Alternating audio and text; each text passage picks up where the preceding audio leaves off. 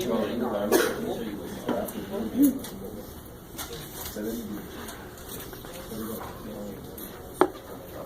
can you guys please go ahead and get out your notes that you took from yesterday on theme and anecdote, and we're going to focus on this poem. Yep. We got lots of stuff going on. Please give your ACT bell warmer to Haley.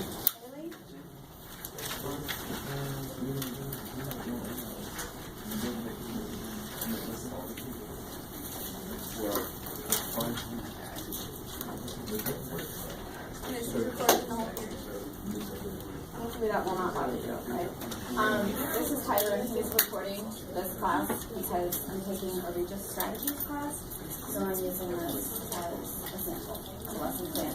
And don't worry, just act natural, because in looking at this, I'm going to review it and I'm going to see things that I can do that are better, okay? So, good morning. All right, so, next thing. Yesterday, you guys took notes on theme and anecdote. Can someone circle back and remind us what theme is? Okay, Maddie, what's the main idea? Angelica, did you have anything to add to that? Okay. What is theme not, Torres? One word. Correct. Awesome. One word. But one word can start us, okay? So we looked at 2 clips yesterday and talked about the theme. What was one of the clips and what was one of the ideas that you came up with? Yeah, no? Okay.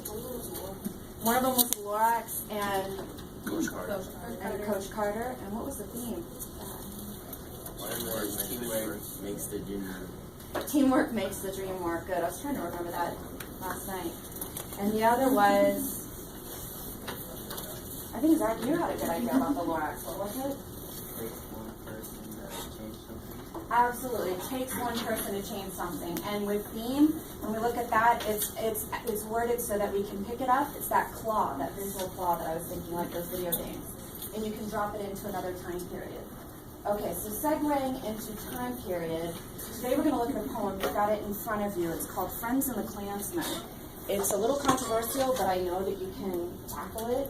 And yesterday we did a KWL chart. What do I know? What do I want to know? And what have I learned? And a little later on, we're going to complete the L part of that, not today. But we're really going to dig into this poem and talk about some themes that have transcended and why exactly an author would use an anecdote. And an anecdote is what? You can look down at your notes. An anecdote is what? A story or like a memory. Okay, a story, like a memory. And here's what we talked about yesterday. Do you remember we talked about a theme that sometimes people never mature? And Zeke, what story did you use to bring it home? What story? Remember you provided a story about your mom and her friends? You don't remember? It was yesterday? Okay, why would an author use a story as part of their language? It helps you relate to it. You're like something personal. I'm hoping that you will always remember what theme is, and if you supplement it with a story, then you're like, oh, okay, that helps make sense. And you know what, I was thinking about this with our unit as well, and I was thinking, we're working on persuasive writing. Could you justify poetry to be persuasive writing? You could.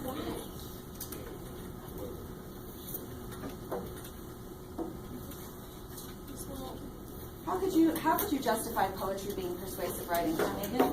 Coming from me, it's like poetry like makes you feel like a wave of like sort of like emotions, and that helps with influence. Absolutely. Okay, so poetry can persuade you to feel something. And you know in our rhetorical analysis, if you can persuade with emotion, that's one of the most powerful things of all, isn't it? Okay, good. This poem that we're looking at today, I've never taught it before, but again, I'm really excited. It's a new one for me. So, we've reviewed, let's talk a little bit about the time period. What did we say about the time period that this poem, Friends and the Klansmen, DJ, what about the 1920s, do you know?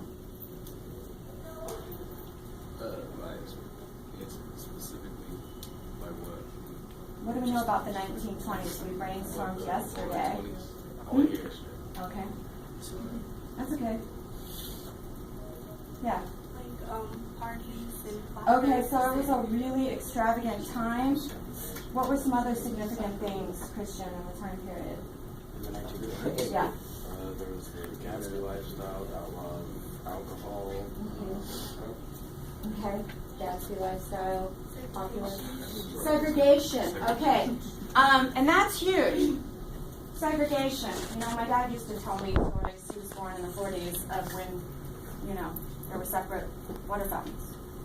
And that's going to play a huge part in our poem today, is that understanding. Huh? Yeah, Jim Crow laws. Perfect. Excellent. We've talked a little bit about that this year. We talked about it at the beginning of the year.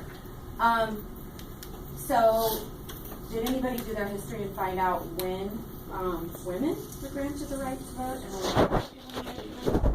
And what? 19, You said 1920. 20 was when what? Wait. All right. And then, but here's the deal, you guys, and this is what's really important with that implicit and explicit thing. Blacks were formally given the right to vote in 1965. So, what time period is our poem here? Okay, 1923, it says right there. All right, so today we're going to read the poem together, and then I'm going to demonstrate kind of how, hey guys, come on. I'm going to demonstrate how I go about thinking and pulling out theme and anecdote, and you guys are going to get in your groups that you were in yesterday and tackle it together. Okay, so first let's start by reading the poem out loud, and it's by Marilyn Nelson. And I looked up a little bit of information about her last night, and interestingly, she's in the corner. She is the daughter of one of the last Tuskegee Airmen. She was born in 1946. She grew up on military bases, eventually got her PhD in English and teaches. So she's written a lot of famous books that have been published and such, so let's just go for it. Okay, Friends in the Klan. Would anybody like to read it? All right, okay. Friends in the Klan by Marilyn Nelson, 1923. Black veterans of World War I experienced such discrimination in veterans' hospitals that the Veterans Administration, to save face, opened Tuskegee, a brand new hospital for Negroes only, under white control. White nurses who were legally excused from touching blacks stood holding their elbows and ordering colored maids around, white shoes, tapping impatiently. The professor joined the protest. When the first doctor arrived to jubilation, the KKK uncoiled its sword and hissed, "You had to stay alive, be away Tuesday." Unsigned, but a familiar hand. The professor stayed, and he prayed for his friend in the Klan. I know. No. So please take a silent minute, okay, and reread it. Take a breath. It's powerful. Take a silent minute, and what I want you to do is to reread it. And again, you will get in groups and you'll get a chance to talk about it. But complete the entrance ticket that's off to the side. What I want you to do, this is how you get into a group, is to write 3 theme words that you're going to flesh out together.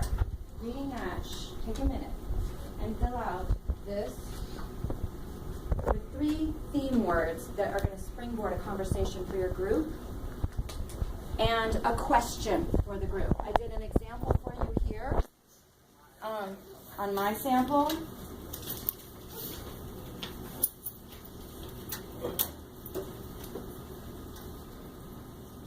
I'll show you. I did it with Coach Carter since I knew you'd probably remember that. I have 3 theme words. Team, commitment, leadership. That's going to get me into my group. This is for Coach Carter. You're going to do it for the poem. And 1 question. Why did the kid walk out? That was my question, because I haven't finished the movies. So you do it with the poem in order to get in your group. And when you are done, you can come get your toy and get in your group. Remember, face each other. If you were not in a group yesterday, just join one. I just need to make sure there's no more than 4 people. 4 is a crowd. Okay, so you have 2 minutes. 2 minutes to do some thinking on your own.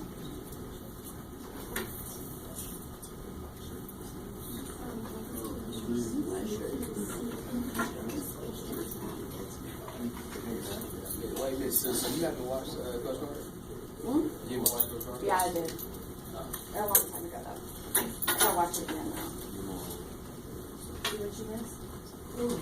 I've seen that movie plenty of times. I know exactly what's wrong with Am I correct in the theme? Yeah. Now let's look at theme for this poem.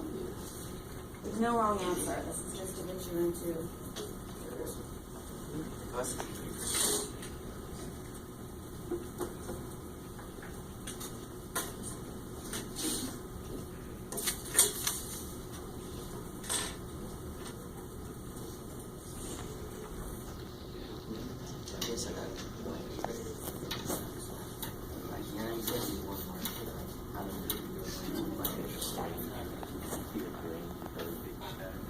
Good amendment there. If you want to use more than one word for that to get you through, that's fine. Yeah. It's totally fine. I just wanted to make it easy.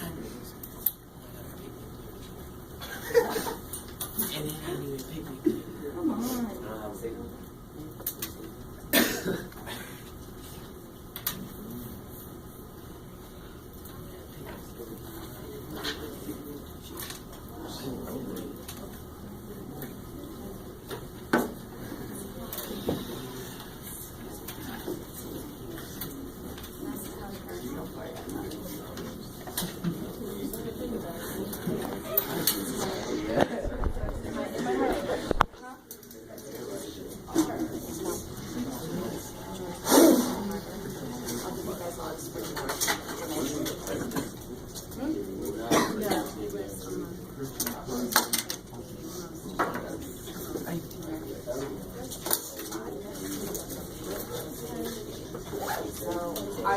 That's going to change the tone. But you can start to understand things right away based off what you're seeing. Right? Awesome. The 4 of you should probably turn around and be a group since you don't have that kind of situation. But just remember, like, flip your desk around so that you're actually talking. Okay, guys, so you should be finished with 3 things to get you into the group. Or 4 things, actually. All right?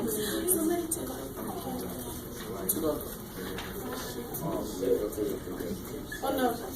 Oh wait. You can grab your toy. Okay, so be sure to write down your toy group. Okay? And flip your desks around. Come on, guys, let's get in a circle. Okay? Don't worry, you do not need your technology.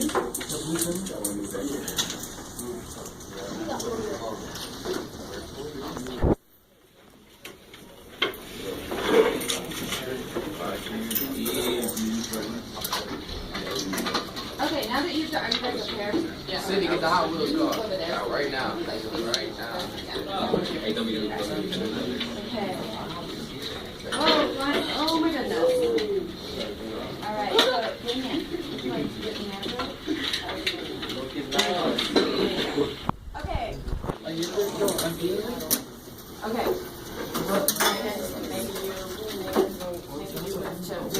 Okay. Four only. Remember. Quickly get in the circle. Oh, one of you could join their group. Yep. Awesome.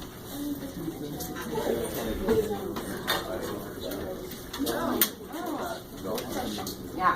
Oh, okay. All right.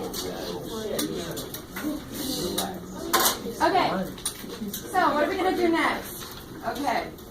We've done this as a strategy with a group before, and one of the reasons that you're doing it, you're using the talking toys, as you talk, the toys do not, okay, is so that everybody in the group speaks. Otherwise, you know that group that you get in where one person monopolizes everything, correct? Yeah. Okay, well, would you mind getting another group with Sylvia? Thank you. Awesome. All right. So, here's what I want you guys to do in your groups, okay? I'm going to ask you a question. Okay, some of you were not here yesterday, so I want to make sure everyone get in your group and listen to what you're doing. Okay?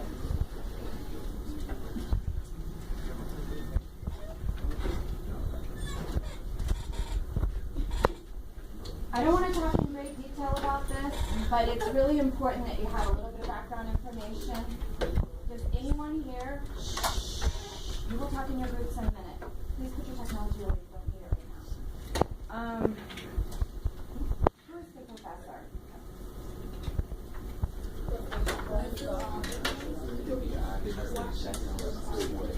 Who is it?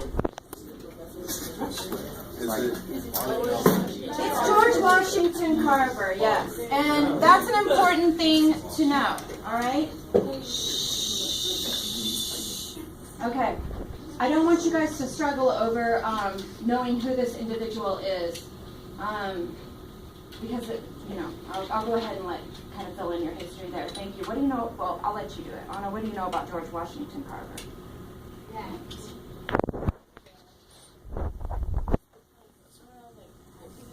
Okay, he was an activist. Good. Anybody else ever hear his name? DJ's on. See, it's like this is what I'm talking about. Like, I'm happy, you know. Okay, be in a group with someone that you can actually springboard. Okay, he was a renowned agriculture. Okay, excellent. He was known for his intelligence. He was very respected. Okay, he had his PhD. He was a hard worker, and he was known for humility as well. Marilyn Nelson used George Washington Carver as the subject of 44 poems in a book. Yeah, and this is one of them. Why would she choose him? I want you to be looking around, and I'm going to ask you guys some questions, okay? And we're going to go through things, so okay. So I'm going to start annotating for you guys and show you some of my thinking, okay? So the first question is going to be about theme. Actually, the first question is about form, and I went ahead and did it for you. So say I have one of the talking toys, so I have it here, and I'm asked the question, is there anything in the form that could tip off the theme? That's a challenging question, so I decided to take it on first for you. Okay? So I wrote, and I want you guys to annotate the living daylights out of your poem together. Marilyn Nelson maybe puts this off to the side to symbolize the professor is different. He takes the stand unlike the rest. Yeah, I know. I can back that up. Why? Because I have evidence. Okay, so it could symbolize change. The poem goes on and on and on. All of a sudden, it changes. And this tells me there are no accidents, especially if you look at something that's 15 lines. Okay, so I'm in a group, I pretend, with Tori, and she hears that. So I want you to capture that thinking.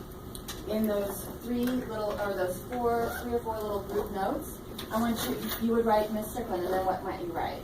Paraphrase what I just said. Actually, you could use that. Let's pretend I'm in your group. So go ahead and write that down. Miss Strickland, what did I just say?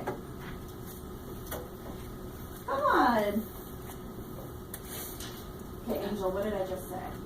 You basically just said that the poem goes on and on until line 10 when it kind of changes the form a little bit. Okay. When the professor comes in the face of life. Absolutely. So capture that in one sentence. Write that down, because I think it's a really important part of the poem. All of a sudden it tells me, whoa, something's different. Whoa, there's a professor in town. Okay. So I'm going to let you guys go ahead and do that part. And then I'm going to start with your first question in as a group. And I'm just going to pop around to see what you're thinking.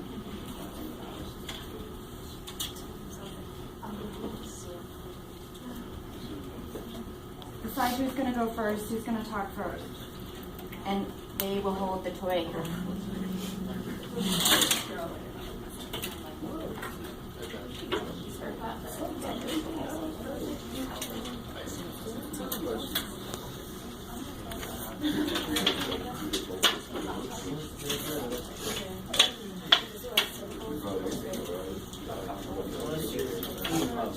Okay, are you guys ready? all facing each other in your groups. It has to stay alive. You'll Move wait. over to each other. I asked for stuff. Are you in a group with him? Go over there. Okay. Here's the question. All right. So we're on the second one. You guys should have been able to fill that part out with me. Okay. I want the first person who has the toy to discuss symbols or metaphors within the text and how they contribute to the poem's theme. This might take a minute. Look through the poem and discuss any symbols or metaphors that you see and how it makes it.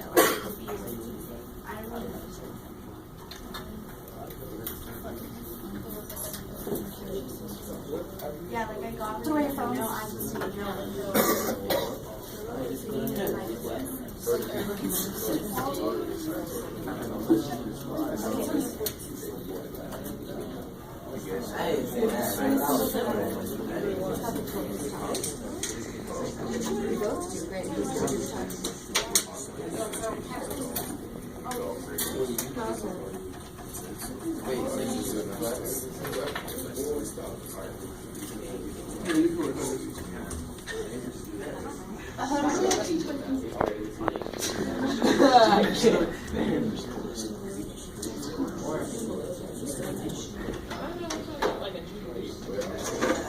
Person has the choice. So, are there any symbols or metaphors that you want to see in the next poem?